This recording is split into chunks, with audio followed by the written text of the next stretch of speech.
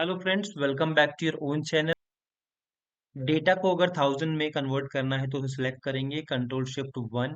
तो वो 1000 की रेंज में कन्वर्ट हो गया है। टाइम में अगर आप उसे कन्वर्ट करना चाहते हैं कंट्रोल शिफ्ट 2, तो वो टाइम फॉर्मेट में आपको दिख जाएगा। डेट फॉर्मेट में कंट्रोल शिफ्ट 3। करेंसी के अंदर कंट्रोल शिफ्ट 4। तो यहाँ पे 1000 के बाद कॉमा आ रहा था, यहाँ पे कॉमा भी आएगा और करेंसी का साइन भी आएगा। कंट्रोल शिफ्ट 5 आपको परसेंटेज में कन्वर्ट करना है, तो ये परसेंटेज में हो जाएगा। तो ये थे शॉर्टकट्स कंट्रोल शिफ्ट 1 से लेके कंट्रोल शिफ्ट 5 तक के। आपको ये वीडियो कैसी लगी ये बताएंगे आप कमेंट सेक्शन में जाके। अगर आपको ये यूजफुल लगती है तो प्लीज इसे शेयर कीजिए और हमारे चैनल को सब्सक्राइब कीजिए। Thank you everybody for watching this video.